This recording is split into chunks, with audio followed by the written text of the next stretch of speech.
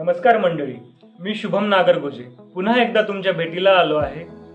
आजचा दिवस खरंच खास आहे. 15 ऑगस्ट स्वातंत्र्य दिन. आज आपण सगळे खूप उत्साही असतो. तिरंगा फडकावतो, देशभक्तीची गाणी ऐकतो, भाषणं देतो. ती इंग्रजांपासून सुटका म्हणजे स्वातंत्र्य का? मला वाटतं त्याहूनही बरंच काही अधिक आहे. आपण मोकळा श्वास घेतोय, आपली मतं मांडू शकतो, आपलं शिक्षण, आपला व्यवसाय निवडू शकतो. हे केवळ आपल्या पूर्वजांनी दिलेल्या बलिदानामुळे शक्य झालं आहे. अनेक शूरवीरांनी त्यांच्या प्राणांची आहुती दिली, रक्त सांडलं, तेव्हा कुठे हे स्वातंत्र्य मिळालेलं आहे?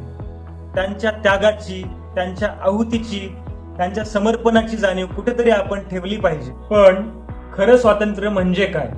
माझ्यासाठी खरं स्वातंत्र्य म्हणजे मनाचे बंध तोडून टाकणे.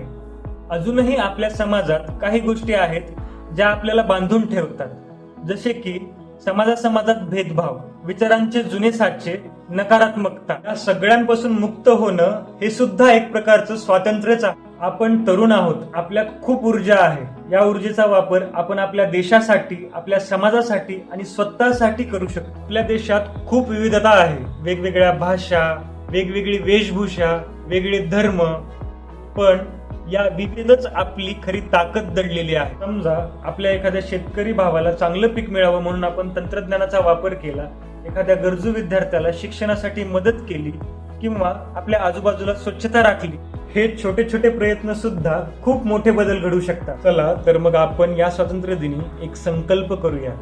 नुसते झेंडे फडकावून किंवा गाणी ऐकून थांबू नका, पण प्रत्येक जण आपापल्या परीने आपल्या देशाला एक पाऊल पुढे घेऊन जाऊया.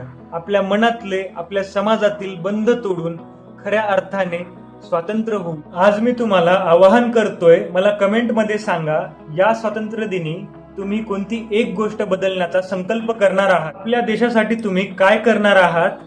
चला एक नवीन सुरुवात करूया. जय हिंद, जय महाराष्ट्र. व्हिडिओ आवडल्यास चॅनलला सबस्क्राईब आणि व्हिडिओला लाईक करायला विसरू नका. कालच आपण 50 सबस्क्रायबर्सचा एक छोटा टप्पा अचीव्ह केलेला आहे आणि लवकरात लवकर 1000 सबस्क्रायबर्सचं माइलस्टोन अचीव्ह करण्यामध्ये तुमचा सपोर्ट गरजेचा असेल. नमस्कार.